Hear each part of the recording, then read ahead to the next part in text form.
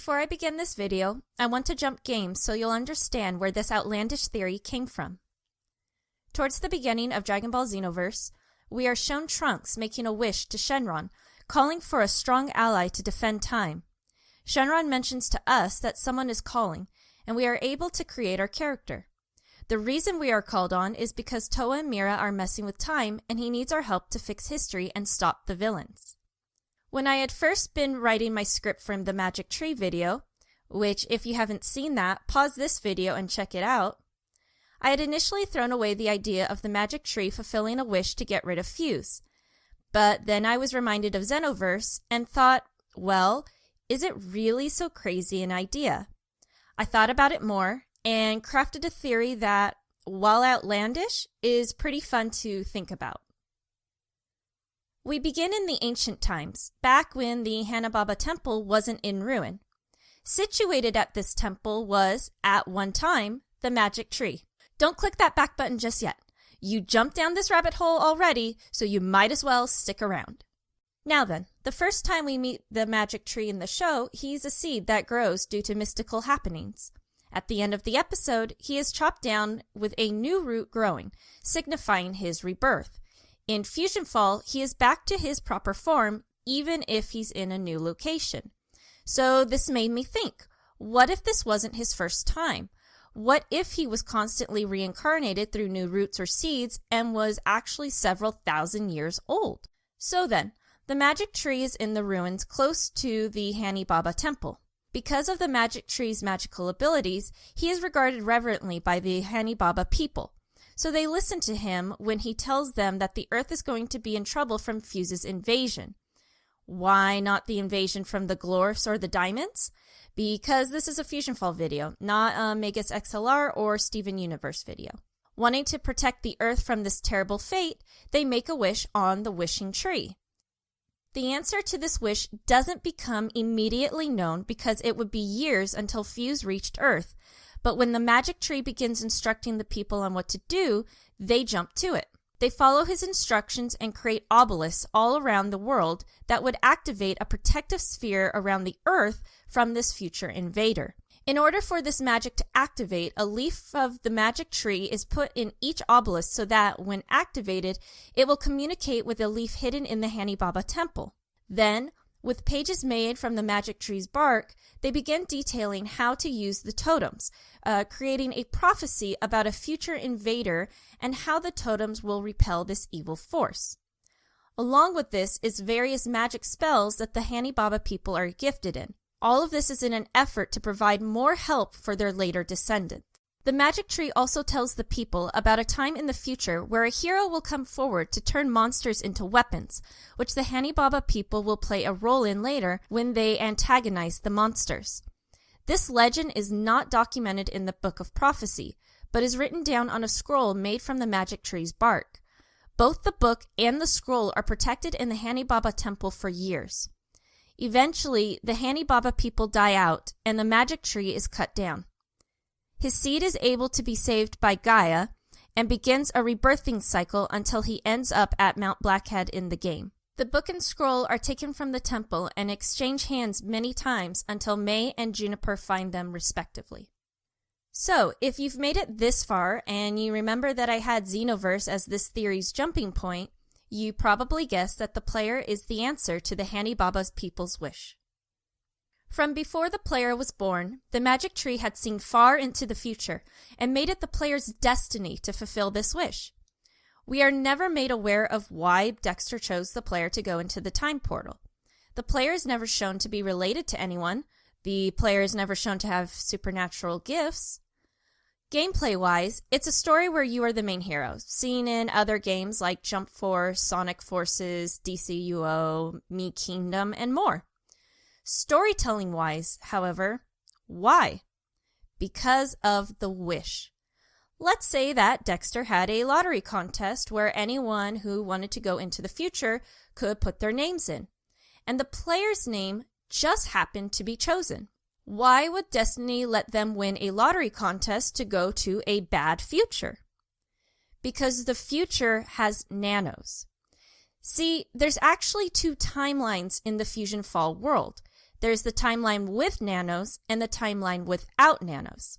The player is given an explanation about nanos as soon as they enter the future, and because they send back messages to the guides through the wormholes, a new timeline is created in which nanos are created earlier in the campaign. Now, not only was the player sent to the future to get nanos, but to also get experience fighting fusions. By the time they return to the past, they already have a handful of nanos under their belt and have had experience exterminating monsters and fusion doppelgangers. Unlike other volunteers who have to be given a crash course in fighting the monsters, the player is already a pro. While the player was getting trained up in the future, a major event occurred, the Battle of Heroes Hollow. The battle took place in both timelines, and both times the player wasn't there to lend their aid.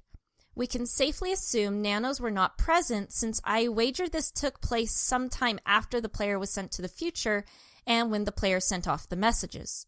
The battle, a major campaign in the Darklands, was lost by the heroes thanks to Cheese's interference. For the purposes of this theory, it was probably lost as well because the player wasn't there to lend a hand. After all, the player is supposed to stop Fuse from winning, and without them being there, the battle was lost. So, now in the present, the player begins doing benign jobs, such as clearing out a picnic spot or rounding up sleeping kids who miss their meetup time. Nothing of earth-shattering importance. And then the player meets May, who has the Book of Prophecy in her possession. As you all well know, either from playing the game or reading the wiki, May is using the book to create a love potion. I won't go into a long summary about the Book of Prophecy arc. I wrote a document for it a while back, so I'll link that in the description for anyone who wants a refresher. For the purposes of this theory, I will only touch up on parts of the arc that I need to discuss in relation to the wish. When Grimm translates the runes on the spine, it is discovered that the Book of Prophecy talks about the totems situated all around the world, which will protect the earth just as the Hani Baba people intended. The player is given the book and tasked to activate a totem, which leads to the spine disappearing. While Gwen says the power is now imbued in the player, I actually believe that it unlocked the ability.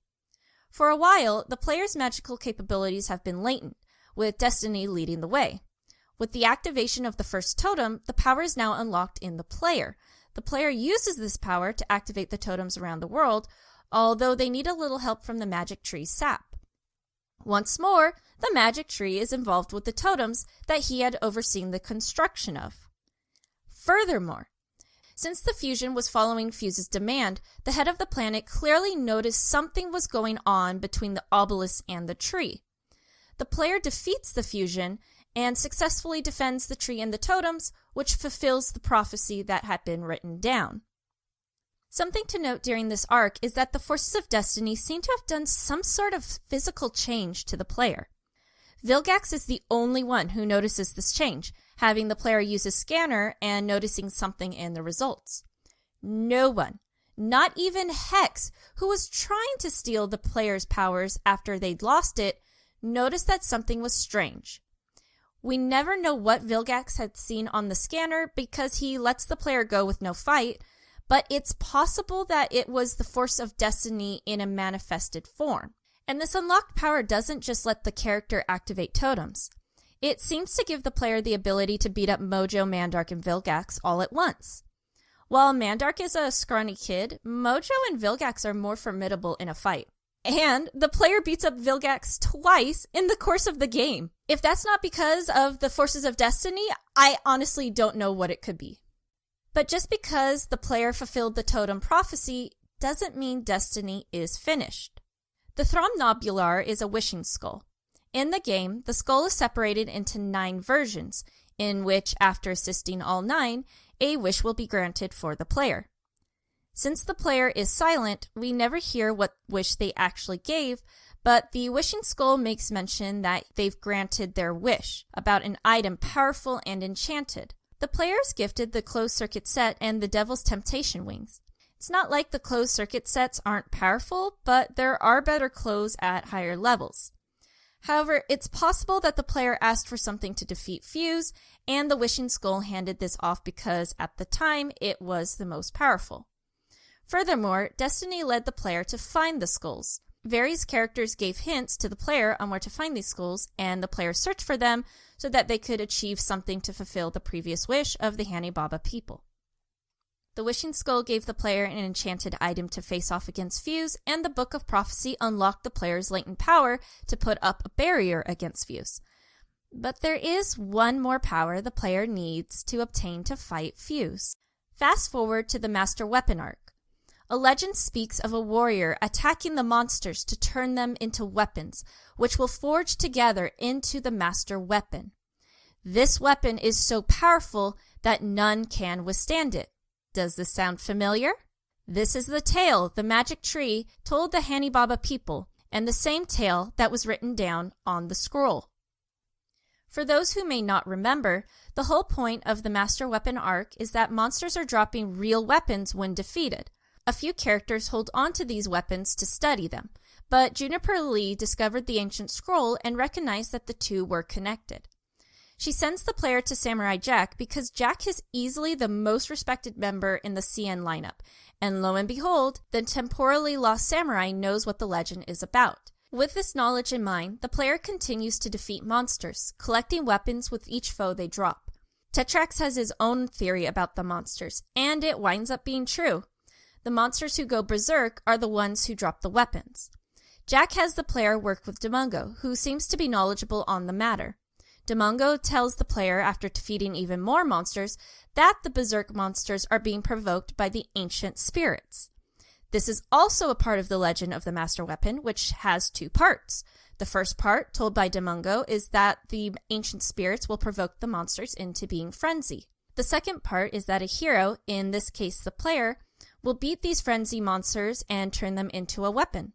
Because this legend was first told from the magic tree to the Hani Baba people, I firmly believe the ancient spirits are the Hani Baba people, who are coming back from the beyond to assist the player. Jack has the player stop helping Demungo and has them continue beating up monsters to get more weapons. Once the player has all 21 weapons, Jack sends the player to the Dark Tree to plunge them into the tree's roots. If you remember from my Magic Tree video, I briefly talked about the connection between the Magic Tree and the Dark Tree, which makes its inclusion in the storyline not a coincidence and lends more credence to my theory. I mean, at least in my mind it does. Anyways, the fusion matter poisoning in the roots destroys the 21 weapons, but it doesn't produce the Master Weapon like Jack said it would. Oh wait, it does! For you see, the player is the Master Weapon. The magic behind the Master Weapon is now a part of the player's being, providing a fierce power that, when combined with the added training they obtained through their fusion hunting career, made it possible to defeat some of Fuse's strongest minions, the Fusion Eds and Fusion Demongo, the latter of whom is outright stated to be Fuse's right-hand fusion. Destiny has been leading the player to the moment of truth, the fulfillment of the wish. Jack consistently joins the player into the Lair's labyrinth, but at the throne room, he is weakened by the Doomstriders and can't go on any further. It is the player's destiny to go it alone. The forces of destiny has caused latent powers to activate in the player, has turned them into a master weapon that cannot be defeated. Summoning on their strength and courage, the player defeats Fuse's avatar, sending the energy back to the planet. If this were an RPG instead of just an MMO RPG, the player would have defeated the actual Fuse, so I'm counting it as a completion of the Hani Baba people's wish. The magic tree has the capabilities to fulfill wishes instantly, like giving a new oven to Muriel seconds after she wishes for one, or it will take time, like when Courage wished for a boil cure for Muriel. The wish to defeat Lord Fuse took a very long time, but prophecy and destiny guided the player to their final destination, what they were born to do. Before I give my final thoughts, I wanted to wrap up one thing that may be bothering you. I mentioned that the player fulfilled their destiny, and yet a bad future had occurred. Except that because of the player going back in time, the bad future was erased. The nanos being brought into the war far earlier meant that the battles had different outcomes, and, more importantly, the player had returned. With the players returned, they turned the tide of the battle and defeated Fuse, ensuring the bad future would never happen. While I am sure there is some stuff I am missing in this theory, these were the important key points I wanted to hit on. There are some holes you can make an argument on, like how the magic tree probably isn't ancient, but this theory isn't to be taken super seriously. I like the theory a lot and may even write a story about it, but you don't have to subscribe to it.